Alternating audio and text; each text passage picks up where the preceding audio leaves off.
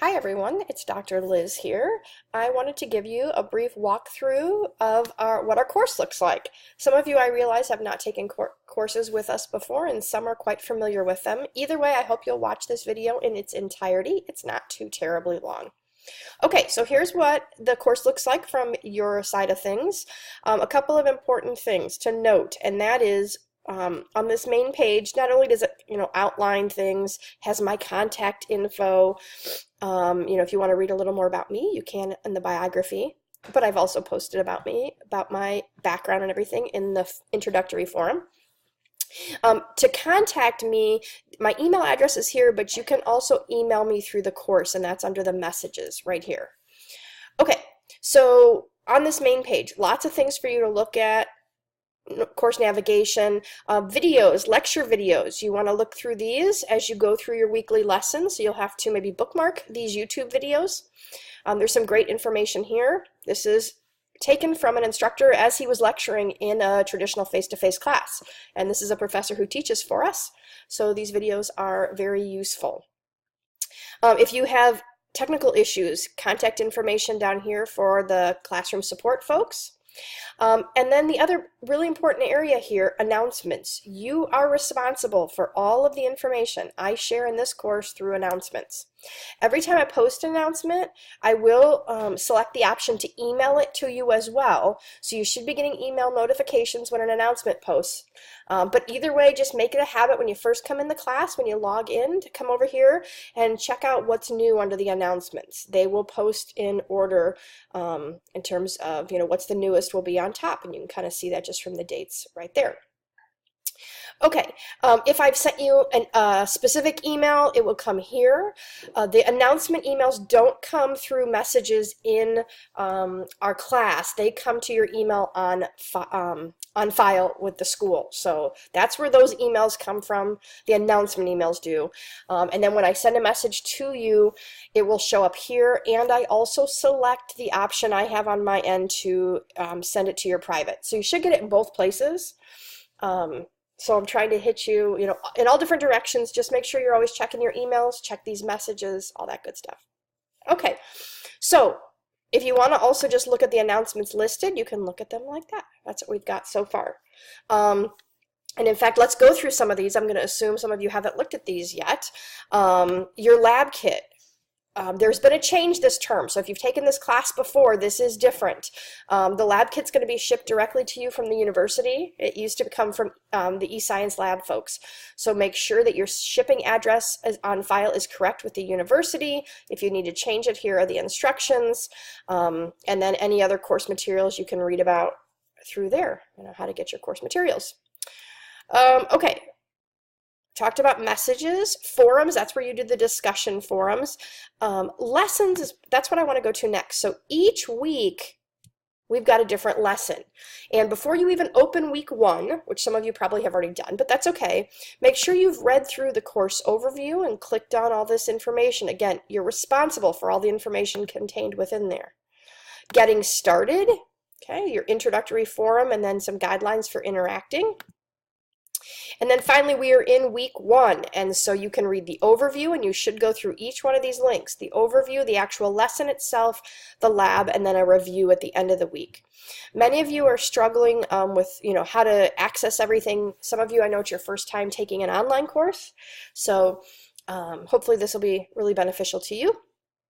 Again, in that, let's go back to the week 1 folder. Every folder, we'll call it, has links. And again, you need to go through each and every one. So you start with the overview, what's going on, what's happening in this lesson, what are the objectives, topics for discussion, your learning concepts, the deliverables, what you should be reading, what you should be doing in terms of discussion forums. You've got a quiz, and you've got lab 1 this week. What you should be reading, and then any additional resources are listed here as well.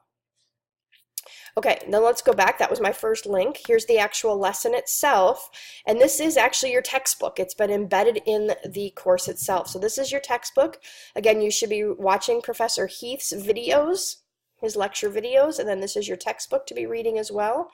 You'll see it's kind of long, but that's a textbook. Textbook's going to have many chapters. So here's, they have sections, glossaries, all that good stuff.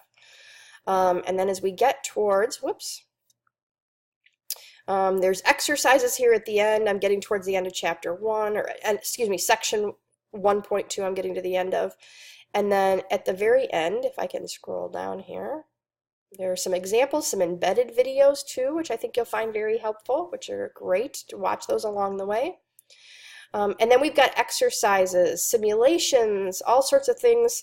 Again, these are optional. They're to help you just learn the concepts more. And let me scroll down here. Let's see, was that the end of the chapter? I'm trying to get to the end of the chapter. The end of the chapter has a long, long list of problems. And in fact, in some discussion forums, you're going to be selecting problems and working them.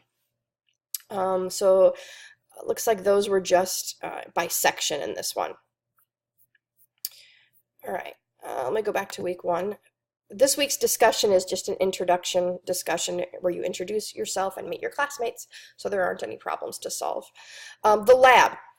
So, some questions and confusion about the lab. The instructions are right here, so anytime you forget these, forget what I'm saying, just click on, open your week, whatever week you're in, open the lab, and the instructions are here. Again, you're responsible for reading all the material and understanding it. If you have questions, as always, email me.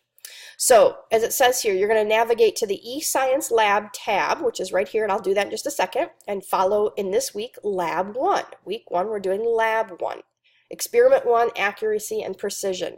You complete the lab, answer all the questions posted within the lab procedure. Then you're going to use those answers to complete Lab 1 assignment in the test and quizzes. You don't need your kit to complete this lab. So while you're waiting for your kit to arrive, you're doing this. And then again, down here, some kind of important notes. You're going to need a phone or some technology capable of taking digital pictures. There are actually instructions for how to do this. Your files and documents must be in the appropriate format. So as it says here, all pictures submitted must be in PDF format or they won't be graded. You'll get a 0. So you have to follow instructions. It's really important when you work in science that you follow instructions. Bad things can happen when you don't, not only for your grade, but you can be unsafe as well, which is even more important. So if you've never really been held accountable for following instructions closely, this may be your first class where that happens, but you have to follow instructions. It's there. I'll always tell you exactly what's expected and what's required. You are expected then to read and follow it. So how do you put a picture, take a picture and convert it into a PDF? Well, you can click right here and open up, let me open up this document, and there are step-by-step instructions. Okay, so it's pretty simple. Follow those instructions and you shouldn't have a problem. Some other things, customized lab numbers and names used in this course might deviate a little bit from what is shown in the lab manual. Make sure that you follow and use the documents found in this class on the eScience Labs tab over here on the left-hand navigation. And then again, before beginning any experiments, please make sure you read this pamphlet. Okay, and all that. You guys can finish that later. So we're doing Lab 1, Experiment 1. So as it says, come to the eScience Lab tab, and here are your labs. Now again, they're not necessarily by week, because we have 16 weeks in this class. So each week you have to read under the lessons area what's being done, and then come over here and pick the appropriate lab. So this is our first one, so you're going to click on that. And this one's just an APUS lab. You're clicking a couple of times, it seems a little repetitive, and then in mine I'm automatically downloading a PDF. Okay, and so here are the instructions. You know, what do you do? Follow this procedure again to the letter. And anytime you need to do something like a picture, for instance, in step number 4, it says after measuring your accuracy, you need to make a label. This can just be a sign. Doesn't have to be a sticky label, but make a sign with your name, the lab title, the date, and put it next to your bullseye. All of those have to be on the label or the sign. They have to be in focus, meaning I have to be able to read it or you won't get credit.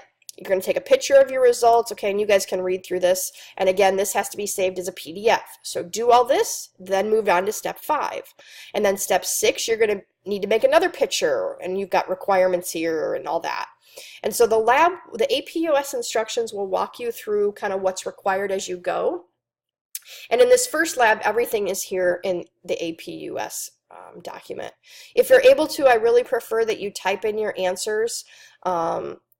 and not handwrite things. Students' handwriting can be kind of difficult to read. I have to be able to read it to grade it. And it's not sent back with additional time to fix it. You've submitted it, it's graded once, and you're done. So please make sure I can read your handwriting if you're going to do it by hand, or if you want to, type it in and use your computer, that's even better. Okay? All right, so that's lab 1. I want to show you, though, when you actually have your kit and you have some other things to do. So you'll notice here, experiment 2, which will be next week, that there's a lot of different links and things, and that's much more common. So as it says, you're going to start here, and this will download our specific instructions, and you'll see these have the same format. That was week 1 with the precision and accuracy. Here we are in week 2. The format, everything looks similar. It talks about what you're going to have to do specific for us versus what the eScience instructions are. Now, sometimes it tells you, like right here, it says in step number 7, complete the General Chemistry Lab Safety 2.2 pre-lab questions. And you go, well, where are those? Well, that's in the eScience instructions. And so again, back to the lab here, you've got additional links and things to click on, and I'll let you guys click through all this. But once you start using the kits, and we're working with labs out of your kit, which will be next week, not this week, you will see that there typically are instructions from within eScience. Now, I'm going to click on this one, but as you see, this isn't required. You're not actually going to be asked about anything, but I want to show you this as an example. So this is the eScience instruction for how to neutralize acids or bases, and there will be instructions like this step by step with their tables and all that. If you're told or asked to use one of their tables instead of one of ours, always at the bottom you can click here and get the fillable table again so that you can use it and type it in on your computer instead of hand writing it. So again, one more time, when we're doing labs that come from the eScience kit, you'll have their instructions, but ours should take precedent, okay? And if you start with ours and you follow it along, I'll open another one here. Here's the APUS instructions. Again, those are our instructions. They take precedence. If then they tell you within those instructions to go and do something out of the, the other eScience lab instructions, then you go to that. So for instance, again, here's kind of a more realistic lab. The others were safety and introductories and things like that. So again, here's our instructions, and as it says, start here. And you need to download that file, click and click again. So again, here's our instructions. This is your third lab of the class, but notice it's experiment 4, compound formulas. That's because in the eScience lab kit, it's numbered experiment 4. So like in their lab book, this is their experiment number 4. But for us, it's the third lab we're doing in class. That's why there's a difference in numbers. And so it's really important that you watch that and you do the right lab. So again, instructions here, and if it, anytime tells you to go outside of this, you'll go and use their instructions. I can't remember here. I don't think in this one you have to, you don't have to look at theirs, but it's there as a reference. Here's an introduction to the lab itself. Whoops, I got to run my flash. Okay. There's a little video with audio. It's really great. Okay. And there's some examples here, kind of theoretically calculating some things, stuff like that. And then finally, whoops, come on. Sorry, I'm locked up here. Back to lab 3. And then finally, here's their full, again, from the eScience lab kit, there were their instructions. Ours takes precedence. Use ours first. Use ours first. And only if it refers to something else do you do that. So for instance, here's some information for theirs. We're not using this. You're not submitting these tables. You're following our table 1. You're filling this out, showing your work and how to calculate things to get credit. Okay? So it's really important. I know it's a little confusing with the labs. It's really important that you read everything, ask questions if you have them, and please don't wait until Sunday night or even Sunday to look at the lab for the first time. Sometimes you have to go out and get some things on your own for the lab. Sometimes you may get stuck and have to ask some questions. And if your labs are late, you're going to lose points. So please be on top of things. When you do get your kit, the other recommendation I have, and it tells you this in the instructions, But I'm going to say it again. When you get your kit, take everything out, inspect it, go through your list. There will be an inventory list that comes in the box. Make sure you have everything you're supposed to. If anything is broken, you need to request replacements now from them. Again, otherwise you get into the week of the lab, and if something you realize is broken, you got a problem, and it can take 1 to 2 weeks to get replacements in. So you're responsible now for checking everything. And then one last thing about the lab kits, never throw anything away. If you use your graduated cylinder in week 1, keep it. You're going to need it again. Some stuff you'll use multiple times, some you won't, but just out of good habit, keep everything until the end of the semester, just in case. You never know what you might need again. So keep things after you're done with them until the end of the term. Okay? And then again, just back to lessons. Anytime you want to navigate, back and forth to lessons. Okay? Some of the other stuff here, the syllabus, if you want to read through the full syllabus, I recommend that you do that. Additional resources for the class. Assignments. What's in the assignment area? Well, there's actually only one thing, but it is required, and that's in week 1. You have to submit the academic honor pledge. I cannot accept and give you any grades for any work until this is done. And again, if you click here, you read through, do what it says in terms of, reading all these documents, and then here are the instructions. Read the academic honor pledge, affirm you understand it, and you will adhere to the honor pledge. And then finally, you can just copy paste this down below, but put your name in there, and then click submit. Again, I have to have this before I can give you any grades, so it is due by December 16th, as you can see. But I prefer you do it in week 1 if possible. That's the only quote-unquote assignment in this area.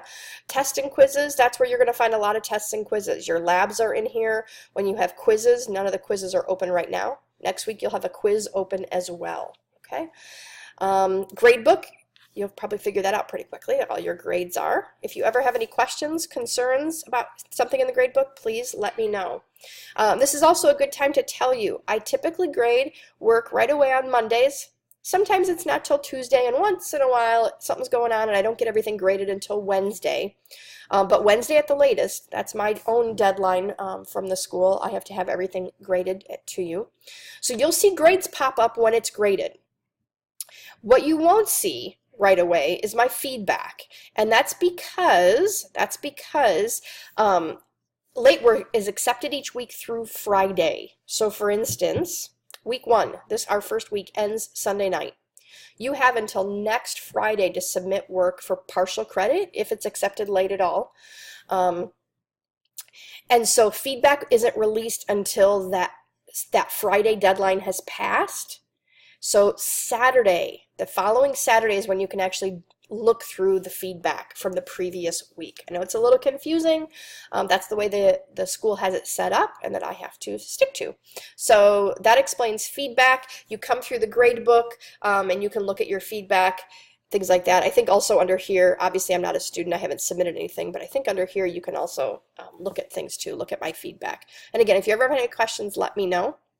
And then one last thing about late work. If you, for instance, are going to be deployed somewhere, have something coming up that you know about, contact me, let me know. Just give me a heads up either way. If you possibly are going to be in a situation, let's say, where you don't have internet for a few days or you might need an extension, if you contact me in advance, depending on the situation, I can waive the late penalty, but you have to contact me in advance. And then that can also extend the Friday cutoff for late work, only if you contact me in advance.